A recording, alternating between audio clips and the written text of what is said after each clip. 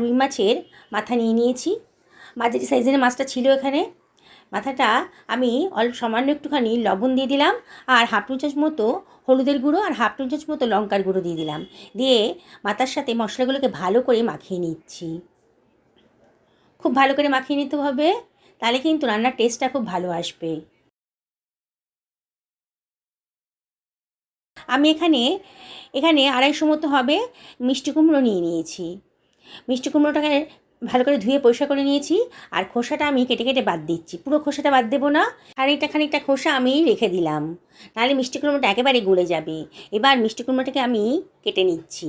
আমি এখানে ডুমু ডুমু করে কাটছি, আপনারা ইচ্ছে করলে যে কোনো শেপেই কাটতে পারেন। আমি যেমন করে কাটছি আর কি, খুব একটা বড়ও হয়নি, খুব একটা ছোটও হয়নি। দেখুন মিষ্টি কুমড়োগুলো কিন্তু আমার কাটা হয়ে গেছে, আমি সরিয়ে রাখছি। আমি এখানে 2খানা আলু নিয়ে নিয়েছি। আলুটাকে আমি ভালো করে পরিষ্কার করে ধুয়ে নিয়েছি। এবার আলুটাকে খোসা ছাড়িয়ে নিচ্ছি।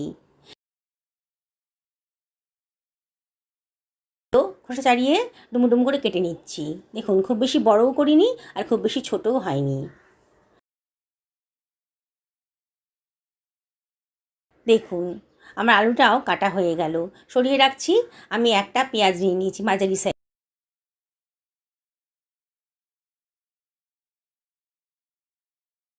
লম্বা লম্বা করে কেটে তারপরে পাতলা পাতলা করে কেটে নিচ্ছি, একেবারে মিহি করে কাটা হয়ে যাচ্ছে। দেখুন পেঁয়াজটাও কাটা হয়ে গেল, এবার সরিয়ে রাখছি। একটা মাঝারি সাইজের টমেটো নিয়ে নিয়েছি, টমেটোটাও কাটা হয়ে গেছে। এবার এগুলোকে সব সরিয়ে রাখছি। গ্যাস ওভেনে একটা কড়াই বসিয়ে দিয়েছি। কড়াইটা যখন গরম হয়ে গেছে তখন আমি দিয়ে দিলাম 2 টেবিল চামচ মতো সর্ষের তেল। আজকে রান্না সর্ষের তেলেই করবো। তেলটা গরম হয়ে গেছে যখন, তখন দিয়ে দিলে 1 চিমটা লবণ। এই লবণটা দিলে পরে কিন্তু সর্ষের তেলে কাঁচা গন্ধটা আর থাকবে না। এবার দিয়ে দিচ্ছি ম্যারিনেট করে রাখা মাছের মাথাটা, দিয়ে ঢাকা দিয়ে দিলাম। নাহলে কিন্তু মাছের মাথা খুব ফাটে, মানে তেল ছিটকায় যখন কড়াইতে দেওয়া হয়। গরম তেলে দিলে খুব তেল ছিটকায়। ঢাকা দিয়ে দিয়ে করবেন, তাহলে আর তেল ছিটকাবে না। আবার একটু উল্টে পাল্টে দিলাম, দিয়ে আবারও ঢাকা দিয়ে দিয়েছি। দেখুন মাছের মাথাটা কিন্তু বেশ ভালো করে ভাজা হয়ে যাচ্ছে।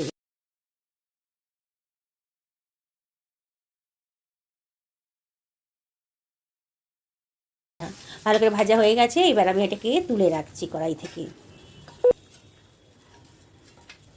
এবার ওই তেলের ভেতরেই আমি দিয়ে দেব কেটে রাখা আলুটা। আলুটা ভালো করে ধুয়ে পরিষ্কার করে রেখেছিলাম। এবার দিয়ে দিলাম আলুটা, দিয়ে হাফ চা চামচ মতো লবণও দিয়ে দিলাম, আর দিয়ে দিচ্ছি হাফ চা চামচ মতো হলুদের গুঁড়ো। দিয়ে আলুটাকে একটু ভাজা ভাজা মতো করে নেব। গ্যাসের ফ্লেমটা হাইতেই রেখেছি, আর অনবরত কিন্তু নাড়ছি। আলুটা শক্ত বলে আলুটা আগেই ভাজতে দিয়ে দিলাম। আলুটাকে ঢাকা দিয়ে দেবো মিনিট 2-এর জন্যে। ঢাকা দিলে তাড়াতাড়ি ভাজাটা হয়ে যাবে। এবার ঢাকাটা তুলে নিয়েছি। দেখুন আলুটা কিন্তু সুন্দর একটা কালার চলে এসছে, মনে হচ্ছে একটু নরম হয়ে গেছে, পুরোপুরি ভাজা হয়নি। এই অবস্থায় আমি দিয়ে দিচ্ছি কেটে রাখা মিষ্টি কুমড়োটা। মিষ্টি কুমড়োটা একটু পরে দিলাম, দিয়ে এবার সব কিছু ভালো করে মিশিয়ে নিয়ে আবার একটু ভাজা ভাজা মতো করে নেব। আবার আমি ঢাকা দিয়ে দেবো মিনিট 2-এর জন্যে। 2 মিনিট বাদে দেখুন আবারও মিষ্টি কুমড়ো আলুটা কিন্তু একটু সুন্দর কালার এসে গেছে। এইভাবে ঢাকা দিয়ে দিয়ে ভাজবেন, আর মাঝে মাঝে ঢাকাটা তুলে একটু নাড়াচাড়া করে দেবেন, নাহলে কিন্তু পোড়া লেগে যেতে পারে। তাহলে তাড়াতাড়ি ভাজাটাও হয়ে যাবে, সময়ও কম লাগবে, আর গ্যাস খরচও কম পড়বে। দেখুন আমার আলু আর মিষ্টি কুমড়োটা কিন্তু সুন্দর করে ভাজা হয়ে গেছে। এবারে এটাকে আমি সরিয়ে রাখলাম। কড়াইতে একদম তেল কমে গেছে, এই জন্যে আমি 2 টেবিল চামচ মতো সর্ষের তেল আবারও দিয়ে দিচ্ছি। তেলটা গরম হয়ে গেছে যখন, তখন দিয়ে দিলাম গোটা গরম মশলা, আর দিয়ে দিলাম হাফ টেবিল চামচ মতো গোটা জিরে। সুন্দর একটা গন্ধ বেরোচ্ছে যখন, তখন দিয়ে দিচ্ছি থেতো করে রাখা রসুন, আর দিয়ে দিচ্ছি কুচানো পেঁয়াজটা। দিয়ে সব কিছু আবারও ভালো করে মিশিয়ে নিচ্ছি।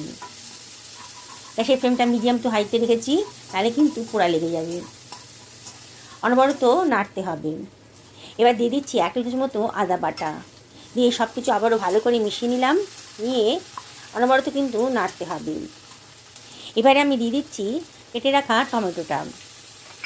টমেটোটা দেওয়ার পর এর ভেতরে আমি দিয়ে দেবো লবণটা। লবণটা দিলে পরে টমেটোটা তাড়াতাড়ি গলে যাবে। আবার সব কিছু ভালো করে মিশিয়ে নিচ্ছি, নিয়ে আবারও ঢাকা দিয়ে দিচ্ছি। আবারও ঢাকা তুলে দিলাম মিনিট খানেক বাদে, দিয়ে আবারও সব কিছু নাড়াচাড়া করে দিচ্ছি। দেখুন টমেটোটা কিন্তু অনেকটাই নরম হয়ে গেছে ঢাকা দেওয়ার ফলে। দিয়ে আবারও ভালো করে মশলাটা কষিয়ে নেব। এখন আর ঢাকা দিইনি। এবার মশলাটা ভালো করে কষিয়ে নেব। তারপরে দিয়ে দিলাম হাফ টেবিল চামচ মতো হলুদের গুঁড়ো, 1 টেবিল চামচ ধনের গুঁড়ো, হাফ টেবিল চামচ জিরের গুঁড়ো আর হাফ টেবিল চামচ লঙ্কার গুঁড়ো। আর দিয়ে দিচ্ছি সামান্য একটু জল, এই 2 টেবিল চামচ মতো জল দিয়ে দিলাম। লঙ্কাটা অবশ্যই আপনারা নিজেদের পছন্দের মতো দেবেন, কীরকম ঝাল পছন্দ করেন সেই অনুযায়ী লঙ্কাটা দেবেন। দিয়ে মশলাটাকে ভালো করে কষিয়ে নিচ্ছি। যত ভালো করে মশলাটা কষাবেন রান্নার টেস্টটা কিন্তু ততই ভালো আসবে। তাই অনবরত নাড়াচাড়া করে মশলাটাকে ভালো করে কষিয়ে নেবেন।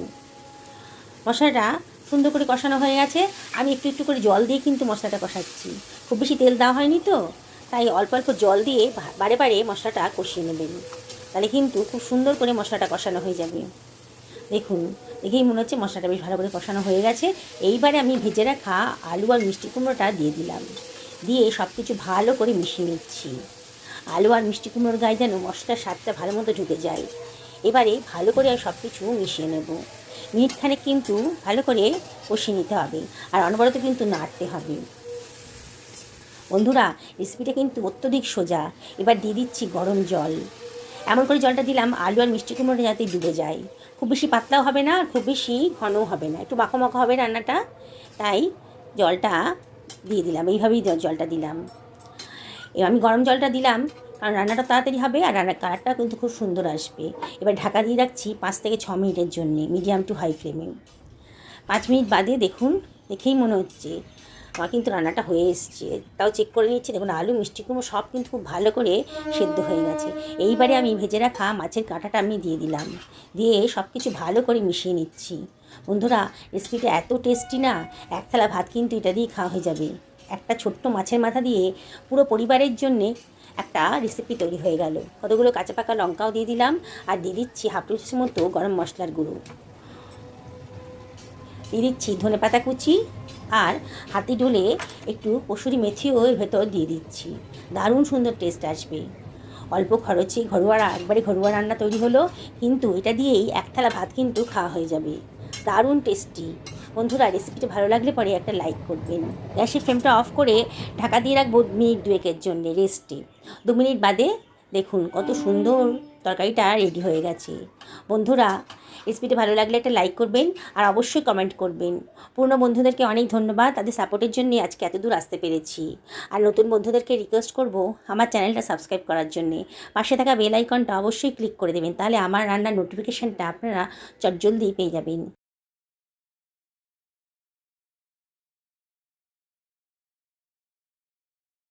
আমার রেসিপিগুলো যদি আপনাদের পছন্দ হয় তাহলে অবশ্যই কমেন্ট করে জানাবেন যে আপনাদের কেমন লাগলো। গরম ভাতের সাথে দেখুন আমি সার্ভ করে দিয়েছি, কি ভালো দেখতে লাগছে দেখুন, দেখে খেতে ইচ্ছে করছে তো। তাহলে এবার যখন মাছ আনবেন, মাছের মাথাটা দিয়ে এই রান্নাটা অবশ্যই করবেন আর অবশ্যই আমাকে কমেন্ট করে জানাবেন যে আপনাদের কেমন লাগলো। সকলে ভালো থাকুন এই কামনা করেই আজকে ভিডিওটা এখানে শেষ করলাম। নমস্কার।